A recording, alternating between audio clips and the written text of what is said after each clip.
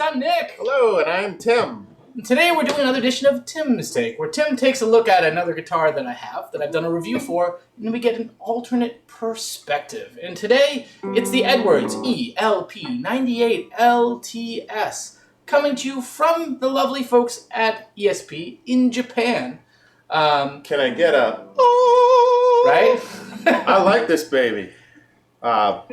Classic look up and down. I didn't own a Cherry Sunburst Les Paul style guitar, and this one popped up after I was doing a lot of obsessing about it. If you can believe it. I know, right? I have close, but this popped up and I was like, I've been hunting Edwards for a long time, and so I won't spoil any of the details on that, but what you think? What you think? Well, my take is I really like this thing. Nick handed it over, and we were noodling and getting ready to shoot, and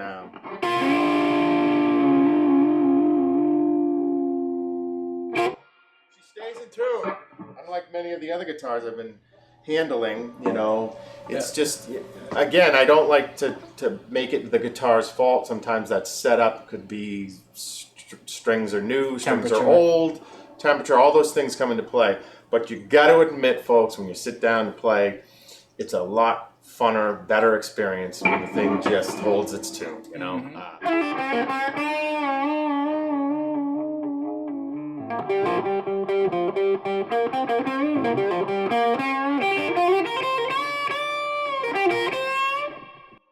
This thing is really cool. I mean, it looks and sound, like the whole thing, looks like a duck, quacks like a duck. It's probably a duck. This seems to be covering all the bases. It's got a nice, healthy feel. I like the inlays, the binding. It's got a nice cherry back. What looks to be vintage style tuners.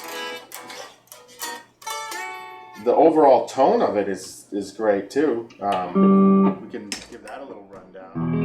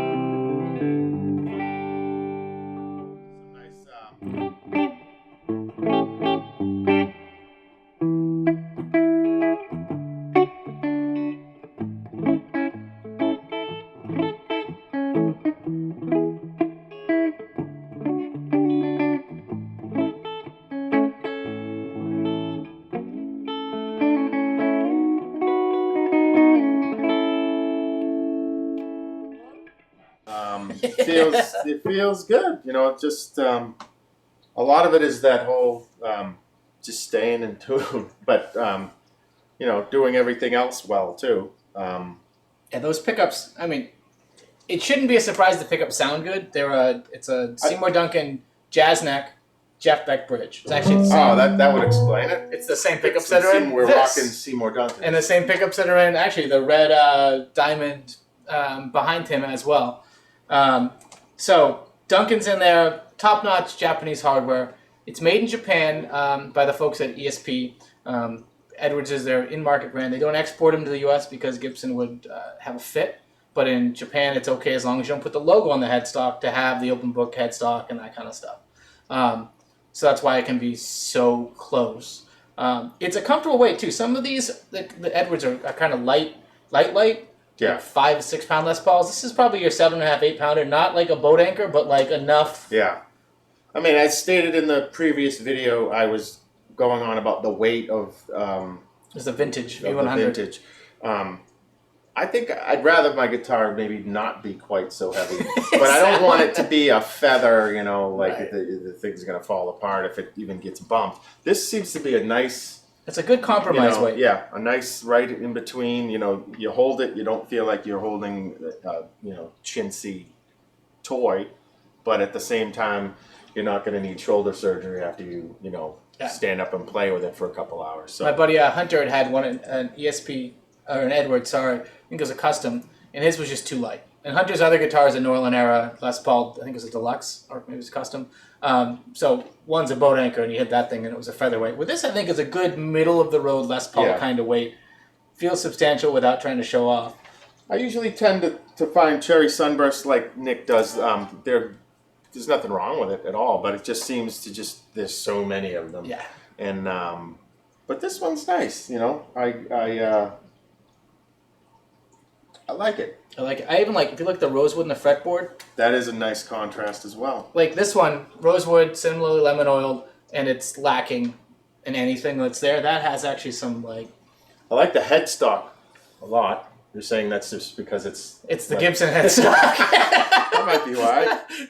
Been good for about 65, 70 years. Yeah, there's nothing wrong there. It's- It's cool, and they don't try and do anything like silly with it. It's just like if you could build a great Les Paul in Japan, that's how they do it. And this is their like moderately priced one, like it's about $1,000 new. I got this for $500 shipped to my door in a case, which was a steal. But you can still find them for about No, $600. they come with Seymour's in them? Yep. Oh, okay. Edwards That's- line now across the you're board talking. has Yeah. pretty much has Duncans in it, which is cool. They're like, hey, these are a set you That's know why it about. costs $1,000. Right.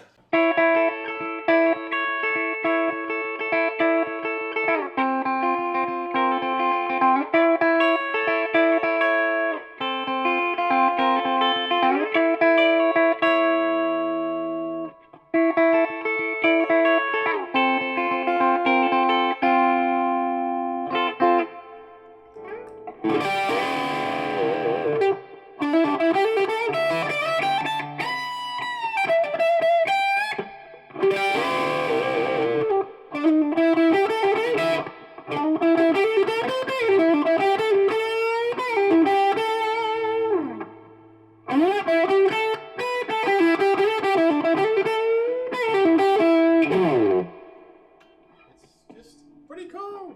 I don't know what more to say other than I just like it. So this is a lacquer taste. So they do a thin skin of it with a polyurethane finish, and then it's lacquer over it. Yeah. So it has that kind of Gibson-y feel. It's nickel-covered humbuckers. They've aged out and gotten dirty, which looks just right. Yeah, I like Um, that too. And so they're sweet. I dig it. You can find them $500-$600, $700. Usually, you have to have them shipped to you from Japan. Yeah. You know, this one actually happened to be in the States. A guy in New York City had it, and I saw the deal and just pounced on it. And it has one tiny little nick in the corner of the headstock. But like, if you can play an Edwards, do it. I think of all my guitars, I've got a Gibson Les Paul Custom from the 70s. I've got a Les Paul traditional plus top from like 2011.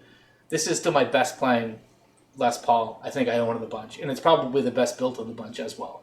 I dig it.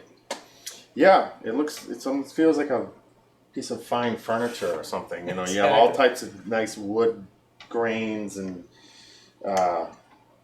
beautiful woody things going on. It just feels like quality.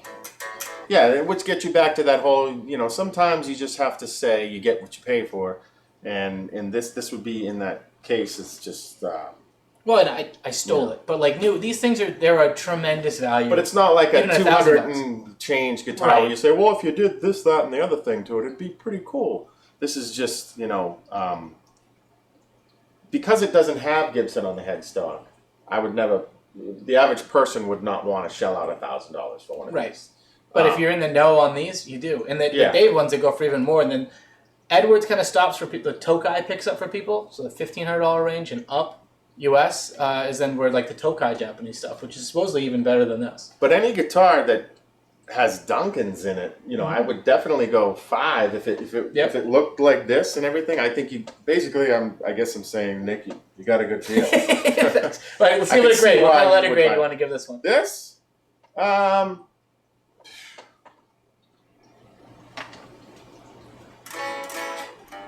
for what you paid for it, it's an A. I'd say you so. know, maybe I don't see where do you take points off.